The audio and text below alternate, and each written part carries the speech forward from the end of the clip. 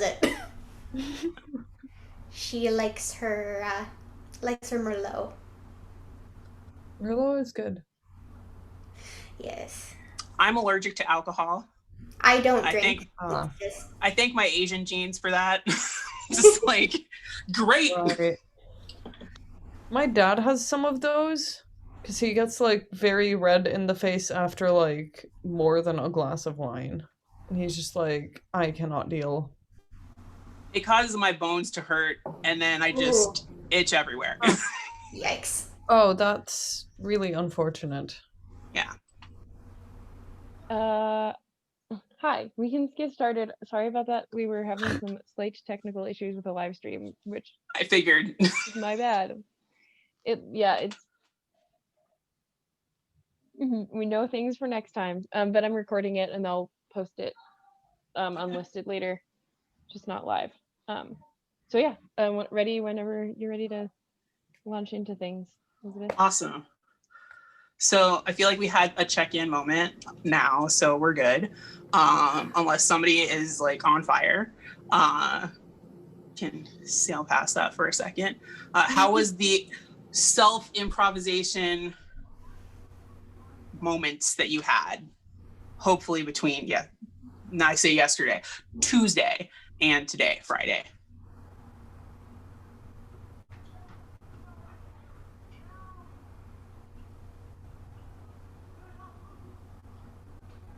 I'm excited to try. As it turns out, I don't have all the supplies in hand because I don't really improvise musically. It's all, when I'm painting, it's all very improvised, but the plan, equipment wise, turns out I don't have what I need. So after this, I'm going to go on a supply run and then tonight be able to just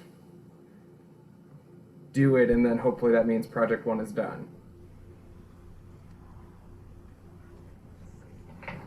Just so that other people don't feel guilty about not doing the self-improvisation exercises, I was going to do them earlier today on my flute and then just felt really out of it today. So I have it listed to do and I'm really looking forward to it, but it just didn't end up happening today. It's okay. We're in an active pandemic, so Yep. Yeah, I'm gonna Not follow beating the same. myself up about it. I'm gonna follow the same chain of thought and realize that I didn't write down what the exercise was. So what was the exercise? so I wrote down So what other you're- notes about the day, like biofeedback and vibrators, but I don't remember this part. okay, so a self-improv practice of improvising and then writing and journaling what you think happened in the improvisation, then watching or listening to your video, watching your video or listening to the audio back, and writing what actually happened, and then comparing your perception of what's happening in the improvisation to the reality of what is actually happening. I was really busy with work, so I guess it kind of slipped my mind with the improvising. So unfortunately, It's okay. What the key is to like eventually get into a practice where this is just something you do as part of your day. It doesn't have to be long, but the more you do it, the better you're going to start getting with your perception of yourself, but also your comfort in sort of splitting your mind in the process of improvisation, where you're active in the improvisation, but you're also observing yourself at the same time. I mean, I kind of did that without doing the recording it part. If that makes sense. Yes, the recording part is also, it's actually integral, only because we think things happen a certain way, and a lot of times it's a lie. Right. I mean, fair enough. But it was like more of a spontaneous thing where it wasn't like planned. Mm-hmm.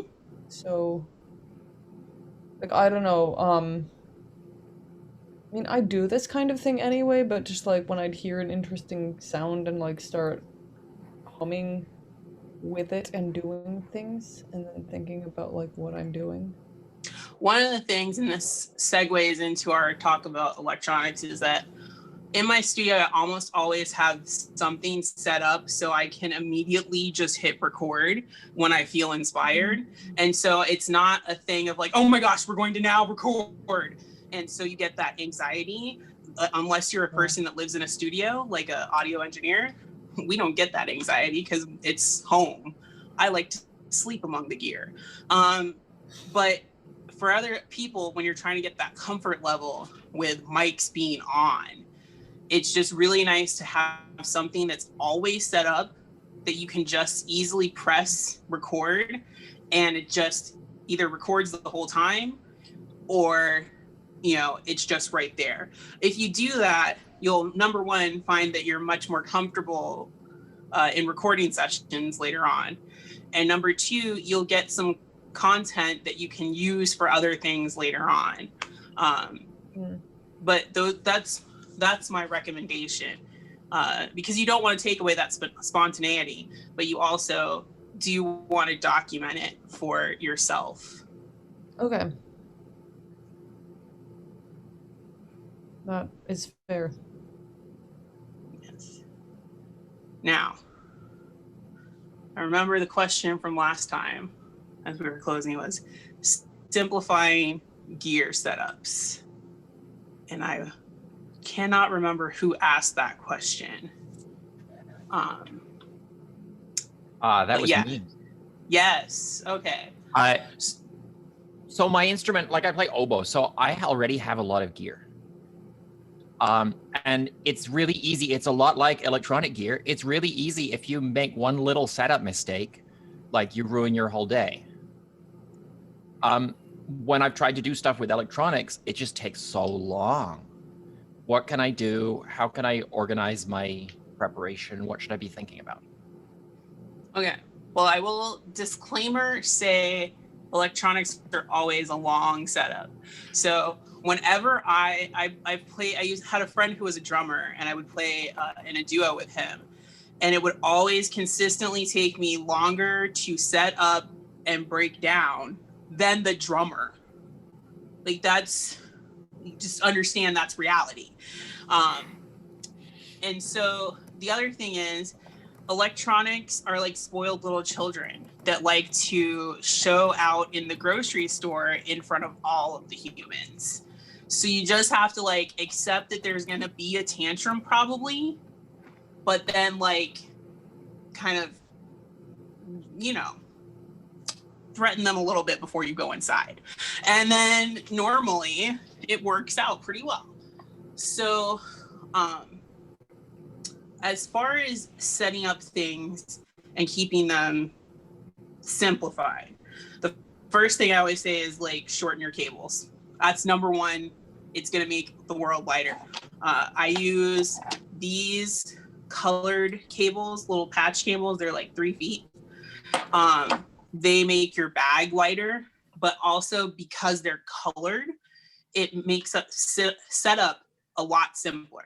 Because when you set up everything in your home studio, you just remember like the orange cable always goes to this thing.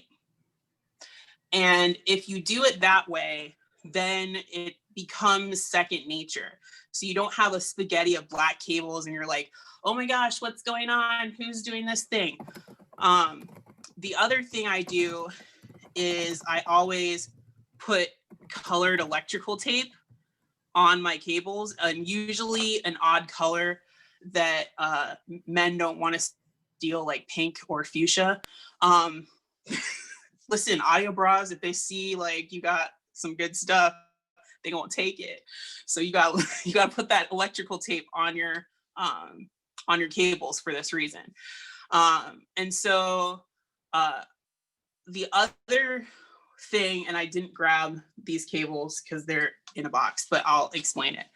So if I have 2 stereo cables, I put one set of electrical tape that's longer of the same color on one cable. And then like, so like say 2 bands versus 1 band at the end of the cable, so that you know the long one is always left and the short one is always right. And that will save you so much time, because you'll always know left is left, left is long, and short is right. Those are little tricks so that your routing is always on point, because the first place where a problem can go wrong is going to normally be the routing.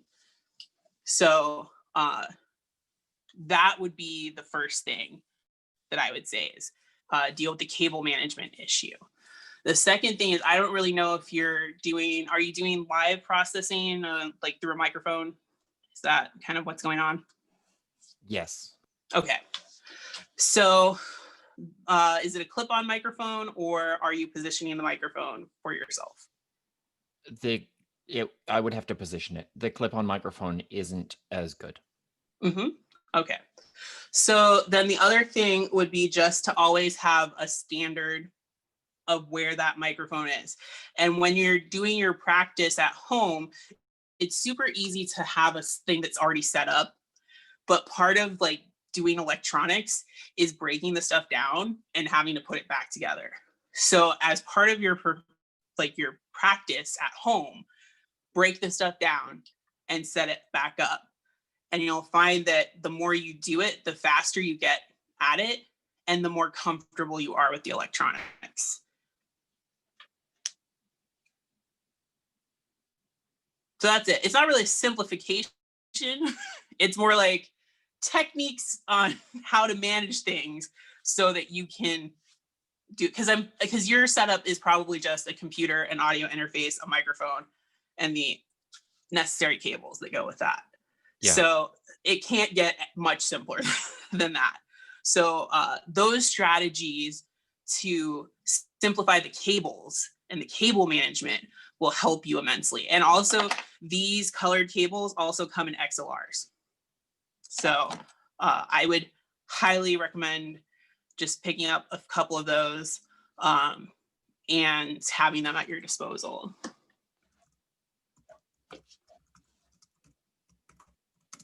Thank you. No problem. Anyone else have a very specific question that we can all learn from?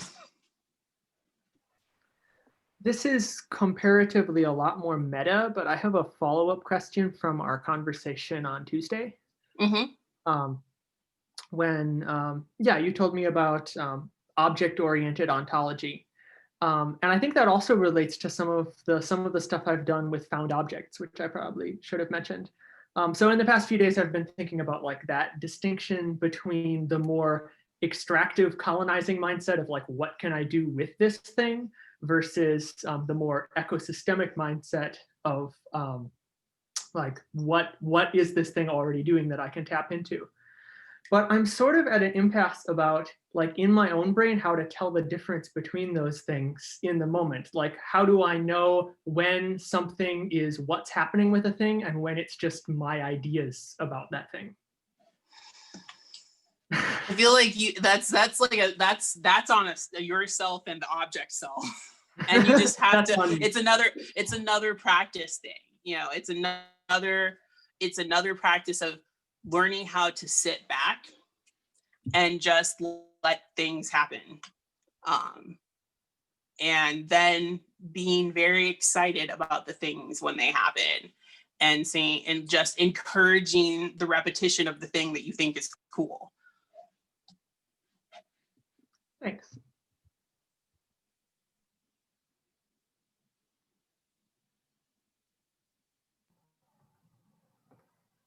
So I have potentially very big questions, and you can answer as much or as little as you'd like.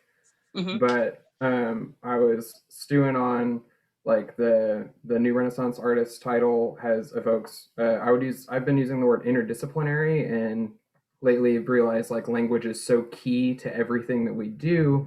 So I was wondering when it comes to working with like multimedia work, kind of how do you describe it in your perspective? And then the really big part is like the different fields you have participated in, like do those have different processes within those kind of fields? And then when you're doing multimedia work, do those kind of interact or converse like while you're doing the things. And just kind of, I'm really curious how that kind of looks for you.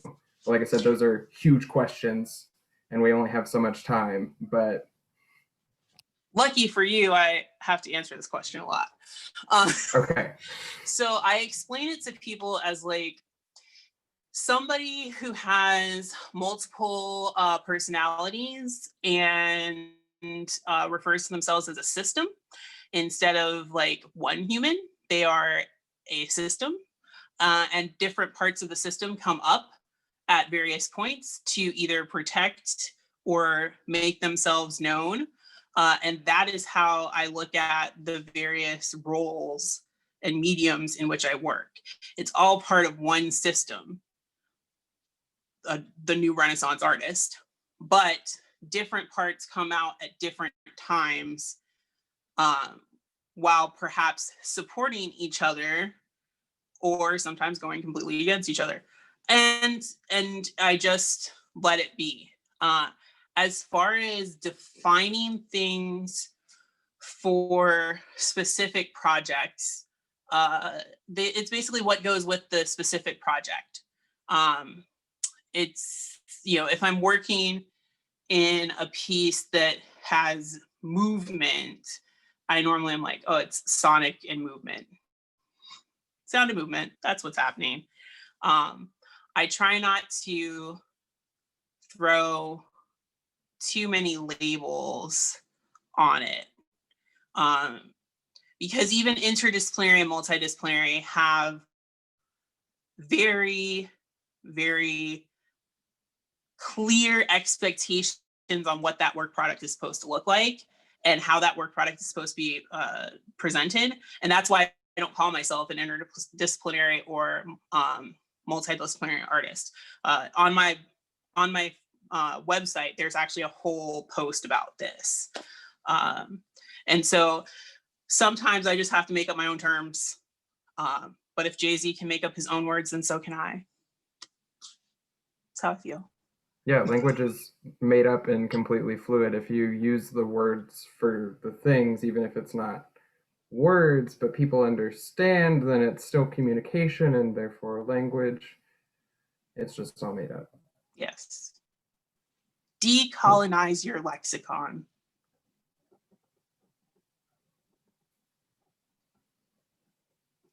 Cool. Okay, then that covers everything I had from last time. Anyone else?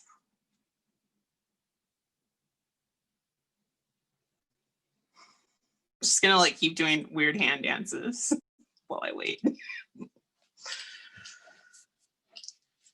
I've gotten more and more into that habit in my own classes when nobody's asking questions. So yeah, I fully endorse that. It's a dancer thing because I also can't make my hands like normal human hands. They automatically are just like dancer hands. Just start full on voguing in front of the camera. I mean, I feel that as a pianist. Oh my god, that's exactly what I do when I. So electronics. I'm so excited. I was hoping there'd be more questions on the things. I have a question actually. Yes. So should I turn my camera on? I'm sorry. Here, I'll do this. I have a loop pedal setup that I use with my violin, and I kind of want to transfer it to a laptop thing so that I can do more stuff. And I want to try. You want Ableton? Ableton, yeah, I want Ableton, and I want to program some MIDI things. So I was wondering if you could speak to MIDI at all, and maybe how you use it. So we're no longer in old-fashioned MIDI. There's new MIDI that just came out. Yeah, that's news to me. I had no idea. Unless you're following the AES convention, one would not know this. We're in a totally new generation of MIDI. MIDI can do way more things. It can send out way more messages than it used to. As far as looping and live looping, which I have done with Ableton, that's how I actually came into Ableton. Ableton is much more stable than it was when I got it in Ableton 8. Or was it 7? Maybe 8 or 7. But now Ableton 10 is amazing because it comes automatically with Max for Live. So because it comes with Max for Live, a lot of this MIDI stuff, not necessarily even necessary for you to even know about. I do say if you are able to find the cache for it, there's a company, a guitar pedal company called Chase Bliss Audio, and they make MIDI controlled guitar pedals, including a looper called the Blooper.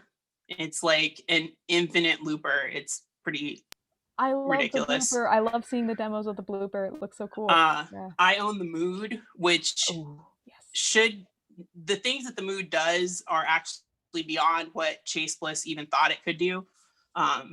But you can take using the Mood, and then there's like a MIDI, the MIDI block is what they call it. You get that, and you're able to attach your iPhone or your iPad to the pedal, and using another app called Ribbon, you can map each parameter of the pedal. Oh, wow. Awesome. So I say this because I know a lot of people want to get into Ableton because they're like, oh my gosh, Ableton, it can do all the things. But I personally hate Ableton because it's not tactile. And I found that as a person who, you know, has played acoustic instruments for very long, I like in my brain, I get satisfaction from turning a knob. Yes. Or pressing absolutely. something. Yeah, it's taken me so long to transfer to like electronic looping because I prefer to use something that I can stomp on or like use with my hands. Yes. And so if you were to make the transition to Ableton, because what I mean to say is there are options for you to explore Guitar Pedal land and do some really cool things with that. But if you want to go into Ableton land, then you have to get a control surface. You're going to have to get a control surface. And I have an old APC 40 that was given to me by a friend of mine. His name is Billy Mays. Yes, that Billy Mays. That Billy Mays.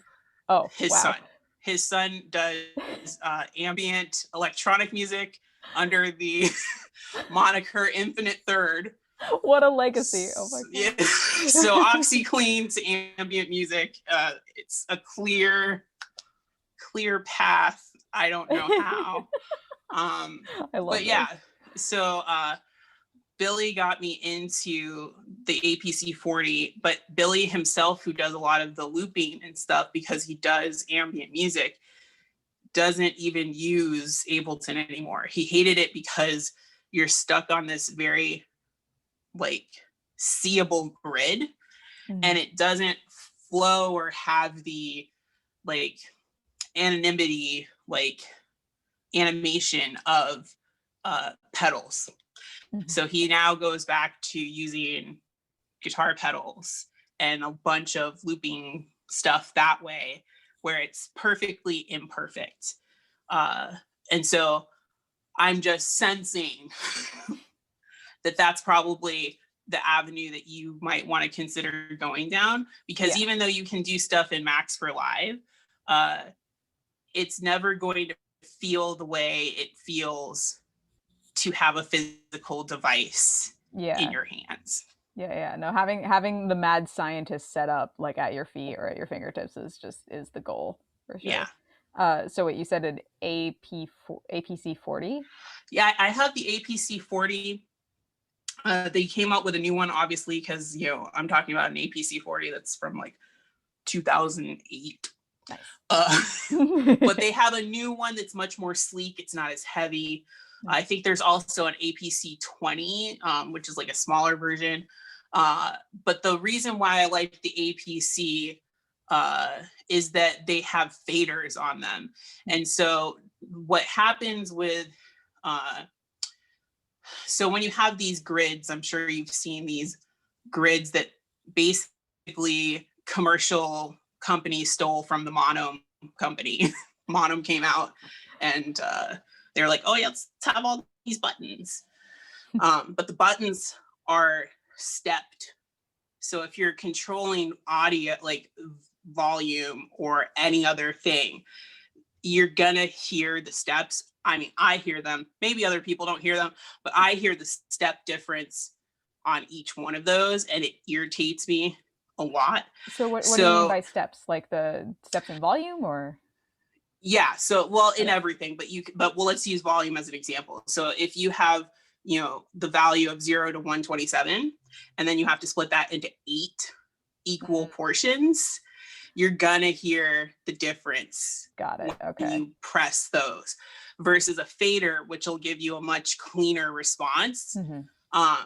And then the ultimate, although I haven't used it much in its new incarnation, is this program for the iPad called Touchable, which is it's an Ableton Live controller that the benefit of it is that it has these XYZ environments where you can throw balls around that you've mapped to specific parameters. Awesome. And you can control the gravity and velocity of the ball.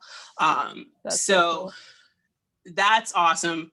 As far as I know, it's been a little buggy, so I can just caution you on that. But those, if you're trying to step out of the live looping or like up the live looping game, those are the different things I would say that you could explore. Cool. Yeah, that'll send me on a good wild goose chase. Thank you. Yeah. Who else? One of the things I've been interested in getting into more is just dealing with tuning in a very precise way, like just intonation and the like.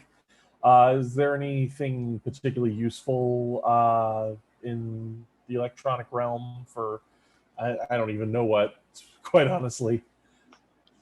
Yes. So we're going to go back to the iPad because it has so many options. So in the iPad, there's 2 apps, Synth One, and then it's like D1. Let me see if I can. Do I have the ability to share my screen? Can I do that? Oh yeah. Oh look, fancy. No. What are all these things? What are all these options? Okay, there we go.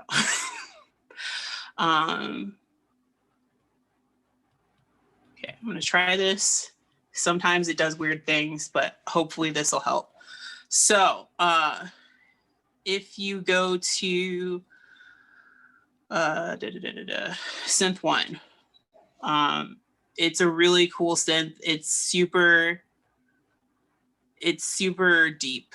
It's like it's a pretty amazing thing. But if you go to tune, you'll see it has all of these tunings over here. And like Wilson hexany, like way more than you will ever probably use in your entire life. And the other thing is that it offers the ability to import tunings. And you can tune up using these apps that are here. You can open D1, which is another type of synth built by the same people that are doing Synth One, and Synth One and D1 are they're not fully open source, but it's a collaborative community. But you can take your tunings from Synth One and you can put them. So like here, I'll just do a 43 parch tuning, right? And I can go through and use that same tuning in, and you can't really hear the difference on this. This also, now there was just a thing that said links. So you can actually link these to Ableton Live, because I just mentioned Ableton. So you can link all of these to Ableton, all of these synths, and control them all at one time in Ableton. So you can have multiple synths, and you can connect multiple devices, multiple computers, so my organelle, which is a pure data instrument, can also be linked via Ableton here. And my MIDI control rings can also be linked. But the key here is that you can do whatever tunings you want. You can also create your own tunings through that Wilson app that was mentioned. This one, it's kind of confusing, but you can create your own tunings here and then import them into those two synths. Cool.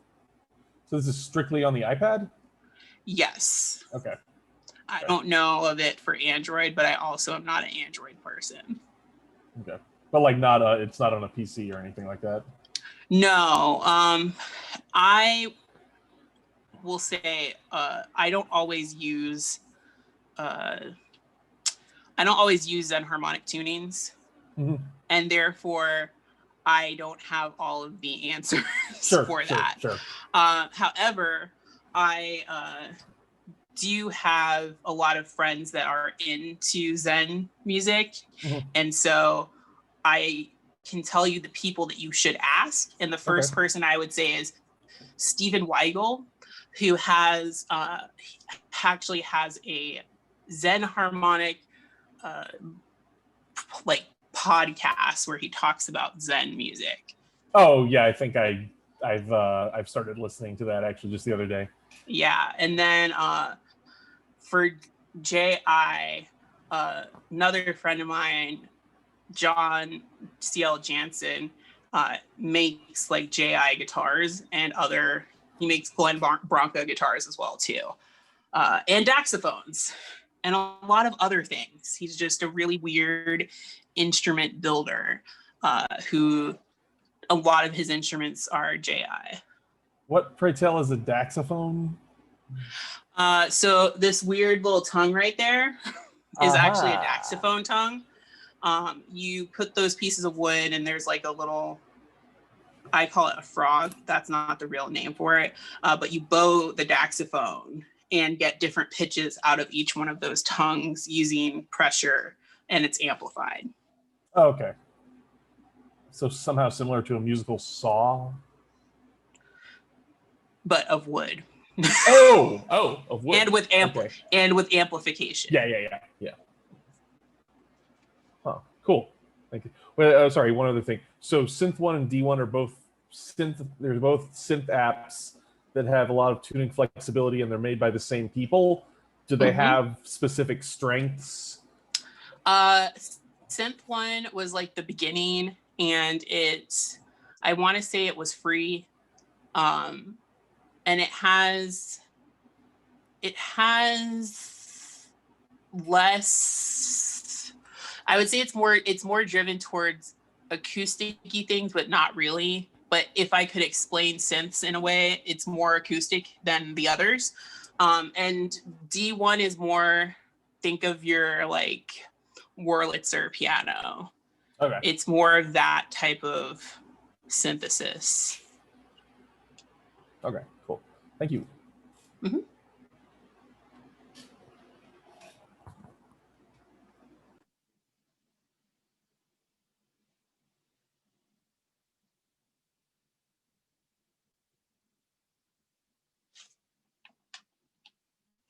Who else? I'm sorry if you already talked about this on Tuesday, because I haven't caught up that session yet. But I just wanted to ask your opinion on audio interfaces, because I've been told some things recently about how important that is. And, you know, I never thought that was particularly important. I thought it was all about the microphone. So I wonder if you could just explain what you think we should do about the audio interface and the importance of the interface. First of all, I must compliment you on your accent, because my mother is British.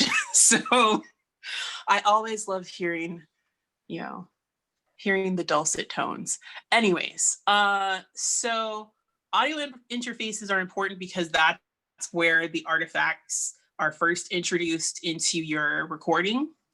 And for reasons that I don't know, just like reasons I don't understand why people are using Zoom, people have been saying that all these classical musicians need to get Focusrite audio interfaces, and they're horrible. I don't know why we're doing this because people don't know. It's okay. For the same price or cheaper than a Focusrite horrible interface, you can get a Behringer Euphoria that has Midas preamps already in the device. And Midas preamps are known by audio professionals as like, they are the tops, okay? As far as a low-end device is concerned, to have Midas preamps, what you're listening to me in right now is a Midas preamp.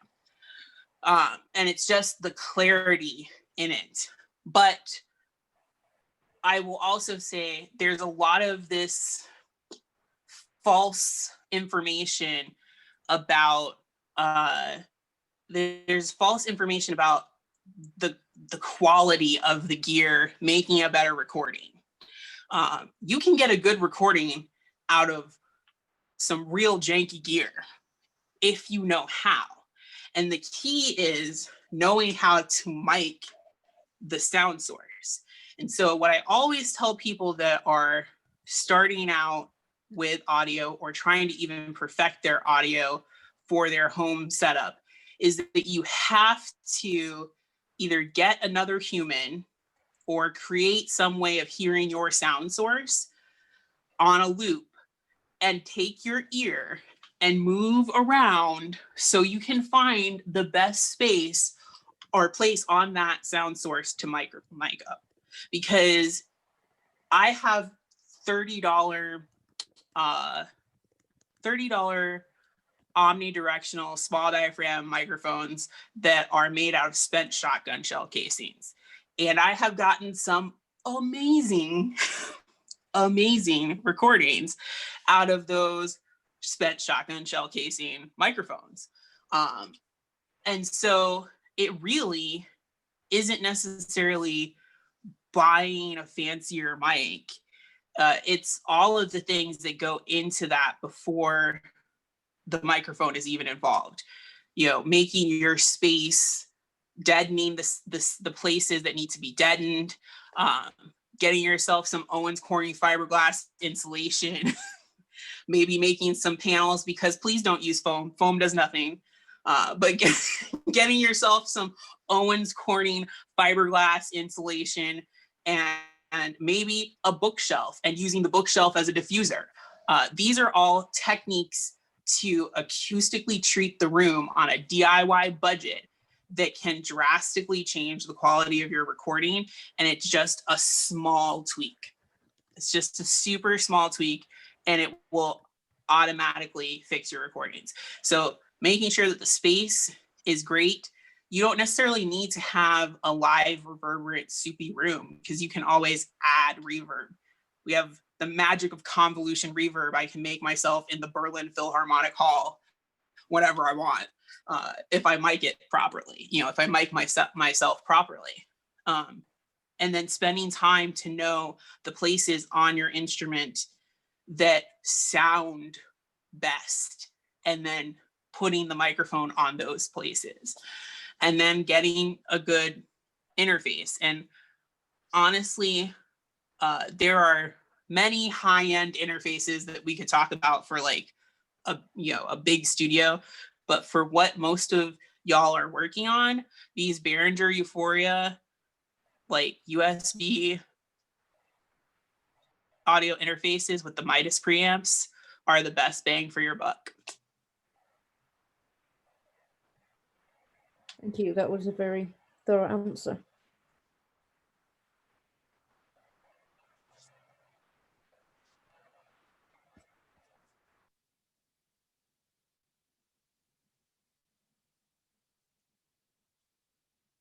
Anyone else?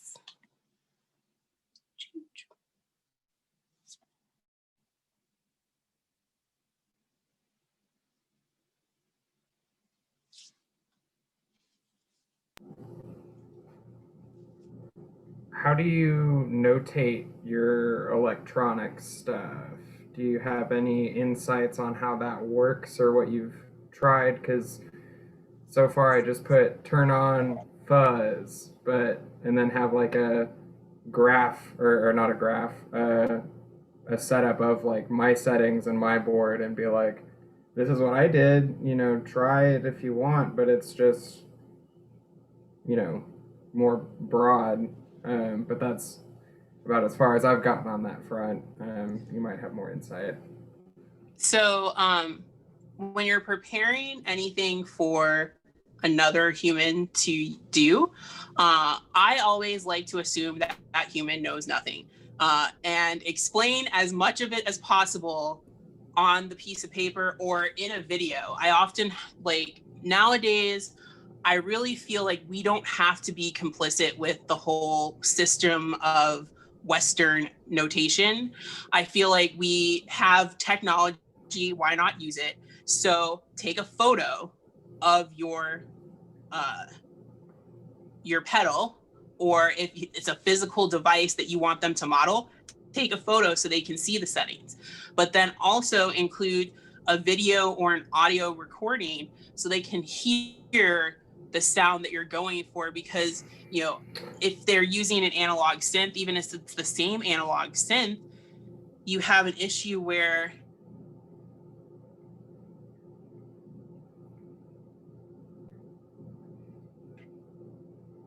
in each device. So no Model D is going to be exactly the same. You're going to still have to dial it in for your instrument. But if you have a sound of what you want it to, or the composer wanted it to sound like, then you can use your own ear to get where you need to be if those settings aren't exact or close enough. And then as far as events on a written score, I say the simpler, the better. And also the more visually impactful, the better. Because if somebody's reading like a piano score and you want to add these pedal moments in, have like a little illustration of the pedal that's like a different color than the score, so they see that that's a thing, and then keep that consistent coloring throughout the score. So like maybe green pedal is like pedal on, maybe purple pedal is like make a pedal like a knob change, and you create that for yourself and the performer, but use all of the tools that you have to help them. Don't just feel like it has to somehow make sense on a written piece of paper, because I personally feel, in just conversations I've had with performers and composers that are of a much more well-known reputation, we constantly have these conversations about how the Western canon of how to write music is inherently flawed for a modern world. And we have to start thinking about video being as much of a valid reason or way to teach something than like some lines and dots.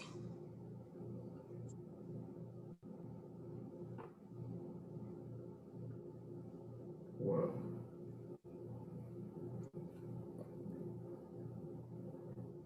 Sweet. Thank you so much. I think that's it.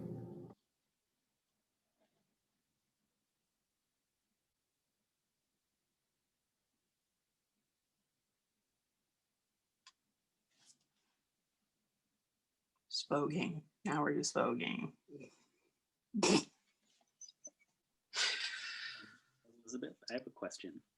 Yes. I'm just curious how you got into all of this stuff, and like what is your background with music and art? Whew, that's a long.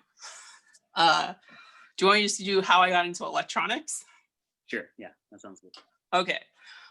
So when I was in high school, like everyone else, I had an all-girl band, as one does. And the problem with girls in like the 2000s was that when you had band practice, people were texting their boyfriends. And like I'd count and be like, 1, 2, 3, oh, and there's no sound. Why is the bass player not playing? So I basically was like, okay, I'm writing all the parts anyways. I guess I can replace all the humans with robots. And that's, that's how I got into electronic music.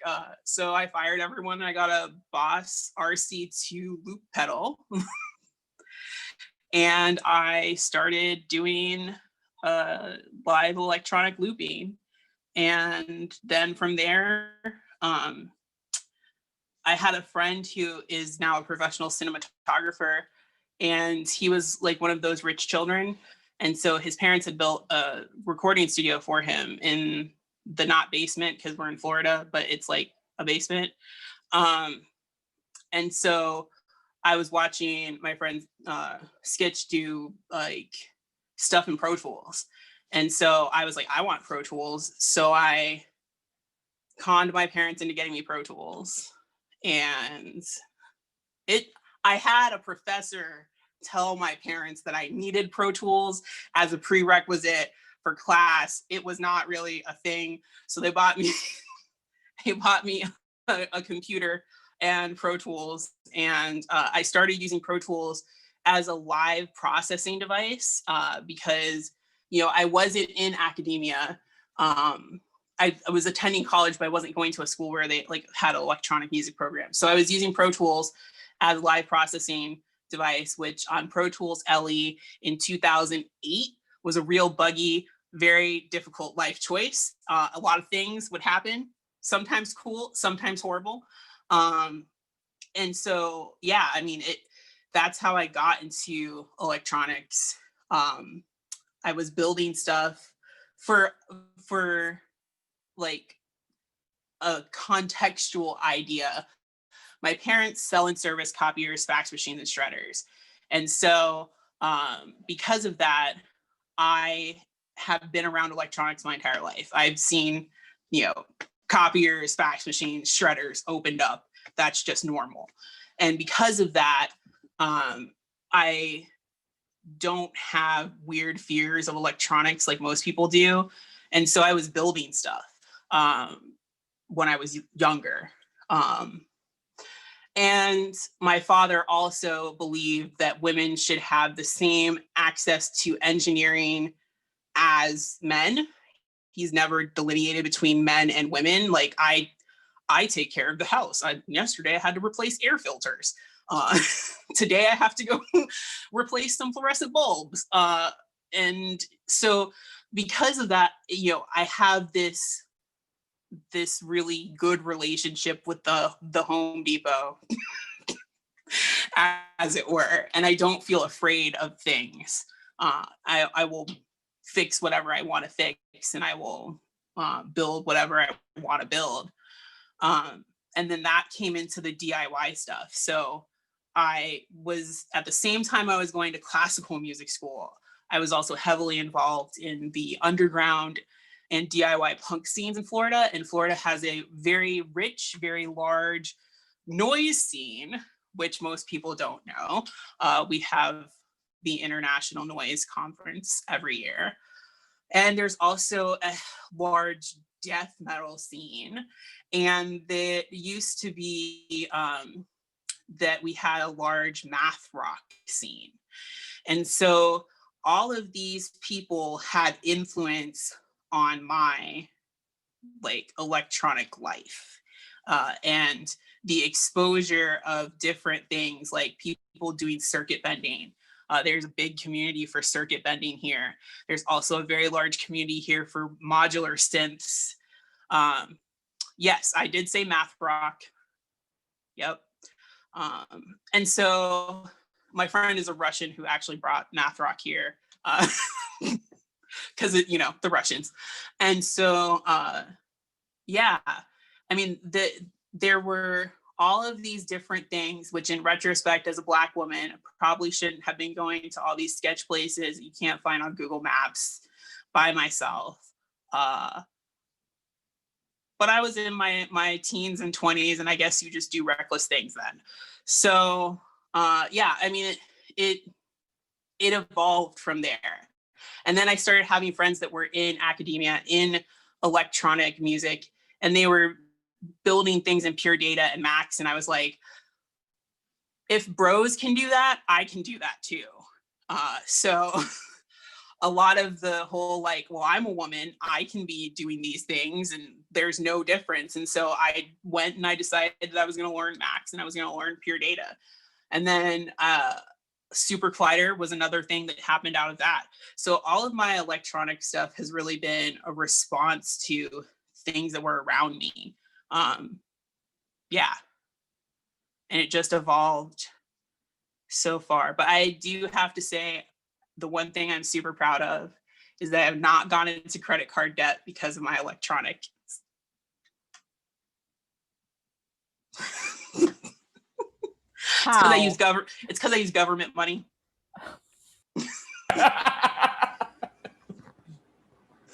So what I do is I basically get grants from the government and for like artist grants.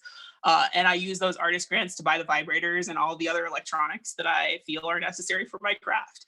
But I will not buy electronics with my own money.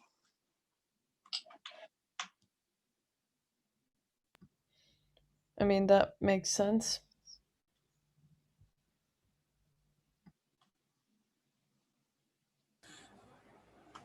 I mean, it makes sense, but I will say I have many friends who are in severe credit card debt because of their modular synth problems. Modular synths will do that, but Behringer's talking about doing some modular synths, so it might get a little... I actually have the Behringer Crave, and it is amazing. Nice. This is a very minor little question, but what happened to the math rock? You said Florida used to have a big math rock. Oh, people left because it's Florida. I'm here because I have old parents and, you know, I gotta take care of them because they're ethnic parents. So When it'll be back. Fort Worth had a ska scene for a while that was... We had a big ska wild. scene too. Yeah. I'm glad the ska scene is gone, actually. Yeah. I don't need to have any more circles of like do the skank. Like we don't need to do that.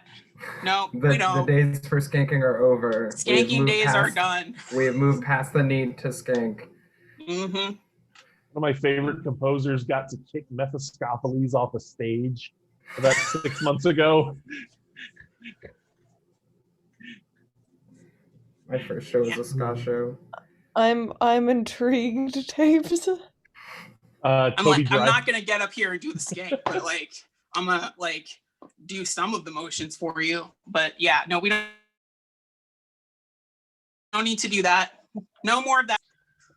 Also, it's I think I remember seeing something that you've worked with dancers. Oh yeah, because I am a dancer, so I speak dancer, and it works generally pretty okay. That's cool. They're very fragile beings that need a lot of reinforcement. Okay. You have to watch yourself because dancers will be the first ones to have you sitting in a studio for 10 hours, unpaid 10 hours a week, which sounds great. But in reality, when you're trying to keep yourself on a schedule and make money in this job, it's actually a huge hindrance. And they'll text you all hours of the day and night. Boundaries are good with dancers. That's what I found. That sounds like it.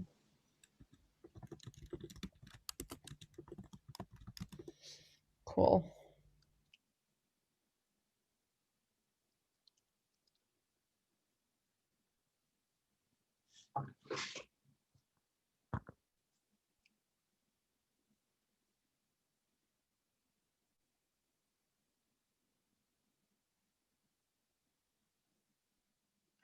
Can't see much because the screen recording blocking is blocking the entire screen. It's like, do you want to still record everything on your screen?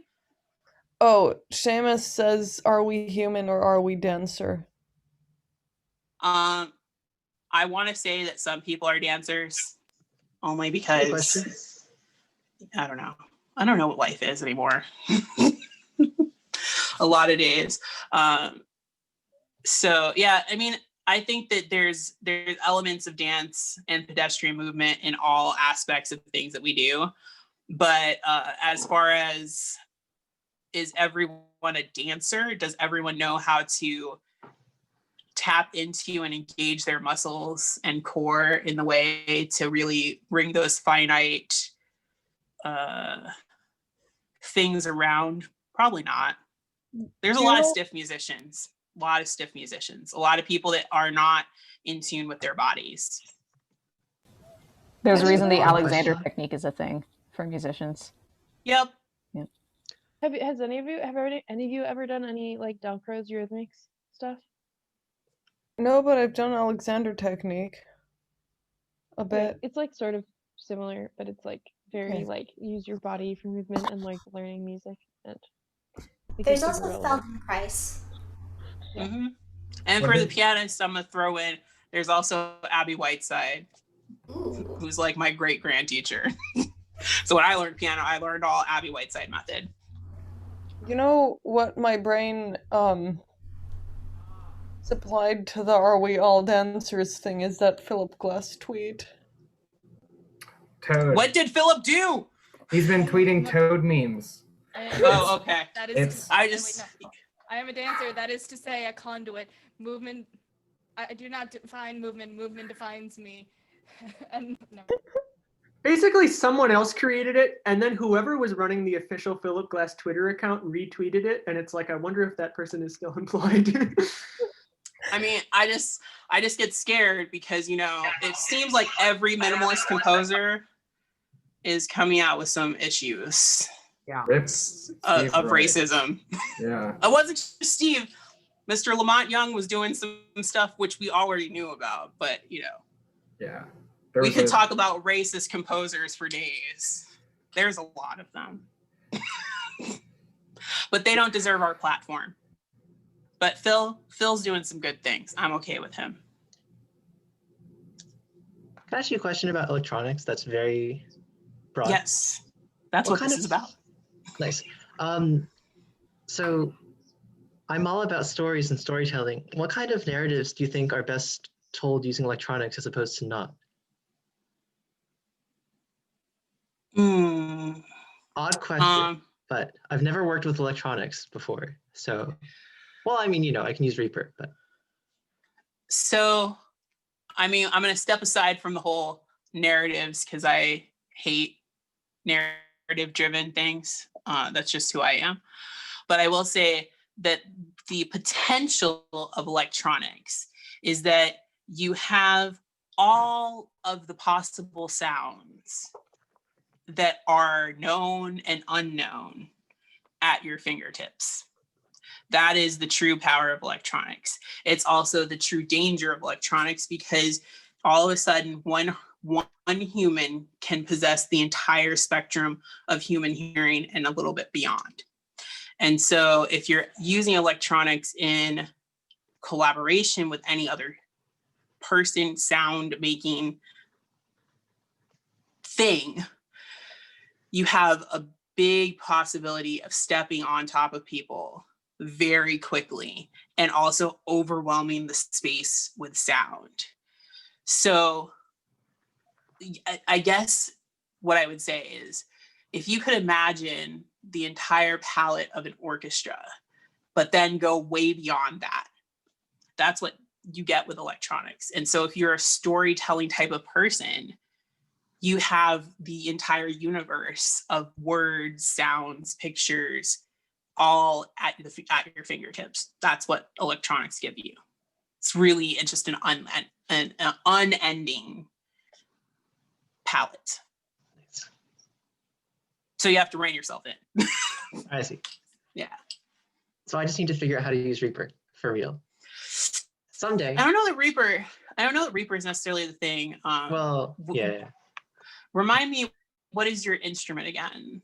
Usually I'm a conductor, but I haven't done that in about 7 months. So I play the piano or the cello. So again, I feel as though you might be a person that really would do well with a mixture of what would be like a wireless synthesizer or a wireless MIDI controller and an actual physical synthesizer. Because with the wireless controllers, you're able to move your hands around and sort of cue things. I was as you can tell, I failed conducting class. I mean, I didn't fail it, I dropped it.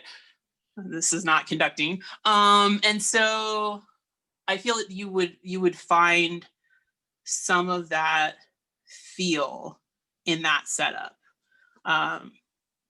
And I talked last time about the Source Audio hot hands, which are almost unfindable, but you can probably find one here or there. Or the Wave by Genkai Instruments, which is foolproof. I kind of love that thing. It's just expensive, but they also, so I'm gonna throw out the awesome thing that they just did. So they made it's like a little dongle. It goes on the back of your analog synth and it connects into the MIDI port. So you never have to use a computer to control your synthesizer. No iPad, no computer, no nothing, just the ring and it's a bundle. It's the Witty and the Wave. And if you look those up, you could have some true fun with that. Because I also find that the conductor mind, particular DAW, doesn't feel right for people. I'm having a lot of trouble. Yeah, there are other DAWs. Okay. Don't use Logic. That's not going to help you. You might like Ableton's scene view, where you can like press each little loop and pull it up on its own. That might appeal to you, but a timeline-based DAW is not going to be your friend, just because of the way your mind works. And I'm just intuiting that. Okay, thank you. Mm-hmm.